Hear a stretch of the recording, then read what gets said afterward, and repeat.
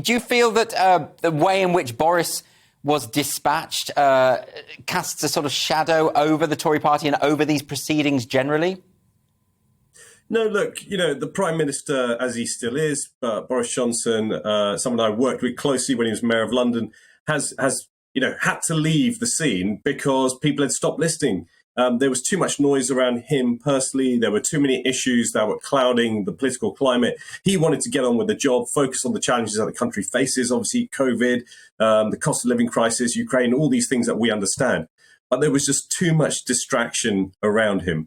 And so for that reason, we've now got this leadership contest with, to be honest, a lot of fresh new faces that the public are probably seeing for the first time and generally probably scratching their head and wondering who some of them are. Yes, I mean, some of them have made a real impact, haven't they? I mean, a lot of people hadn't heard of Kemi Badenoch. A lot of people hadn't heard of Tom Tugendhat, but they've both made a very strong impression in these early stages. Do you have a particular candidate that you are supporting? Not at this stage, because I'm keeping my powder dry. There's still a strong field. And I think one of the good things for, say, the Conservative Party here is that these fresh faces are coming out and people are seeing new talent. Now, whether, you've mentioned Kemi and you mentioned Tom there, not very well known, probably outside of the Westminster bubble, whether they can really carry through on the leadership race, I think that's a question. That there's obviously a couple of big beasts in this leadership race with Liz Truss and Rishi Sunak, former Chancellor and former Foreign Secretary. Or current Foreign Secretary, they've been around, they're well-known faces around the country, people know what they've been up to and had to do over the last few years. But then there's also Penny Mordaunt, someone who's quite big on the backbenches, she's been around in politics quite a long time, and she's bringing something different. And in this debate, it really was her saying a plan for change. So, personally, you asked me, am I supporting anyone? I'm keen to see real talent come through for the Conservative Party. I'm keen to see people see some fresh faces, new ideas, energy that could really excite people to say, we've got problems, but we've also got the right kind of politicians to solve them. So many of the debates seem to be revolving around the notion of trust. And, of course, this comes off the back of Partygate, but also the Pincher controversy. Do you think that these five candidates will represent a figure that can be trusted? And how important do you think that is when it comes to the party securing their candidate? Yeah, Andrew, look, you're asking the right question, because if the last person, the Prime Minister, Boris Johnson, has to leave because there's a question of trust, then the first thing people will ask is, can I trust any of these five? And then they'll look at, well, weren't some of them already in the cabinet when some of these issues were happening? So obviously, Rishi Sunak and Liz Truss faced the scrutiny of saying, well, you were there, we didn't trust what was going on, we weren't happy with what was going on, what were you doing about it? And tonight, Liz Truss did call out Rishi Sunak for being disloyal, for leaving the Prime Minister and resigning at the time, a couple of days before, everything that happened around the further resignations. And I think she said she needed to stick to her job, stick to the things that she had to do for the country as Foreign Secretary. So there's a kind of staying at your post and also, showing your own principles by resigning. Now, I think the membership, when it comes down to it, and fellow MPs are making their decision on those characters. But it's interesting how the other two, and really tonight, Andrew, it felt like an all-out attack on Rishi Sunak. He is seen as the favourite amongst his fellow MPs. He's leading in terms of MPs. But each one of the candidates did have their one question, and most of them went for Rishi Sunak about whether he's done enough for cost of living, whether he's did enough when all these COVID loans that seem to not get repaid. Why didn't he scrutinise the policy further? His background, his immense wealth was brought into focus again. So a number of assaults on Rishi Sunak to see if he could be tested on some of these issues and questions around him. It's really interesting you say that they're all going after Rishi Sunak at the moment, because he is the legacy candidate, isn't he? And like you say, there are these this sense in which he is tied to the previous government. But then, I just spoke to Aaron Bell earlier today, and he was talking about how he was supporting Tom Tugendhat because he represents a clean break. I think he used the phrase a number of times, a clean start.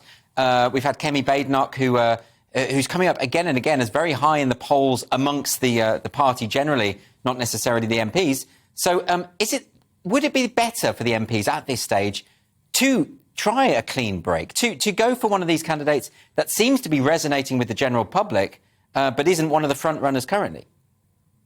I think it's a good question, Andrew. I think the challenge here for both Kemi and Tom, and I think it came across in this debate, the ITV debate that's just finished, they look like they didn't have the experience. You know, Tom had to keep leaning on, and you'll hear him say this every time he speaks, I have served and I'm ready to serve. But the challenge for him is this is not just the job of being leader of the Conservative Party. This is about becoming Prime Minister immediately.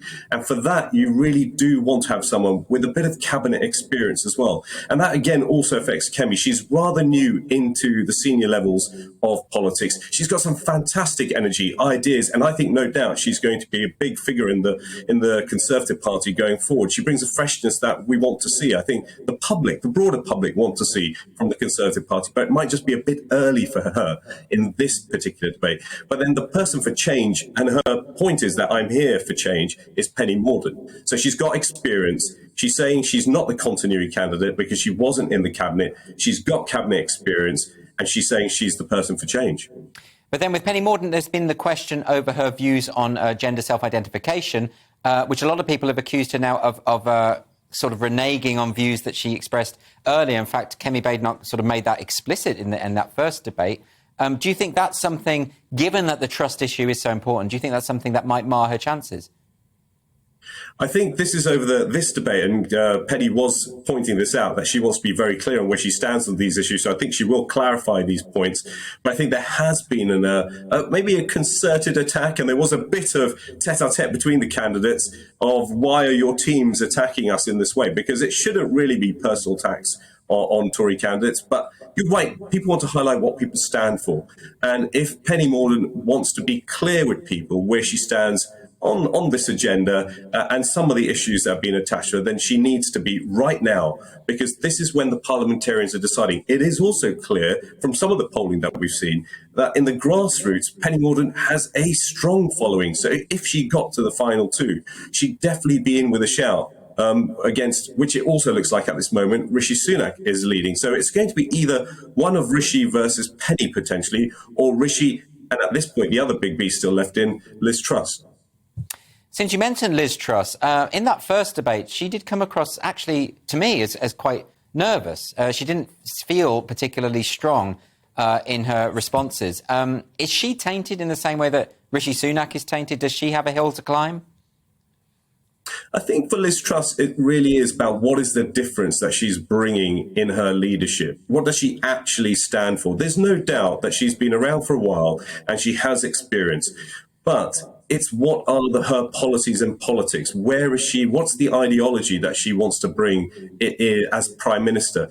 I think the point about presentation, she actually tackled that today, saying she's not the most slick in presenting. And to be honest, in her final points in a summary, she was actually reading it. It did look slightly uncomfortable. So I think people will be taking that on board, because in modern day politics, as you know, Andrew, a lot of it is presentation. People want to feel confident that the person they're listening to really understands and knows what they want to talk about, and they're talking from the heart and the head. And that has to come with authenticity and gravitas. She needs to carry that. There's no doubt she's got some experience, but now she needs to define her policies and present it in a way that is authentic. We're just about out of time, cover, but I'm going to ask you, what's your prediction? Who's going to be the next leader? Well, I'll tell you, I think it's going to be one of Rishi, Penny or Liz. I think they're the big three. We've got some great talent. It's great that Tom and Kemi are in there. I think one of those three, and I think whoever gets it will bring some real energy to the Conservative Party and as Prime Minister as well, because we've got a lot of challenges that the country wants strong leadership to be taken to.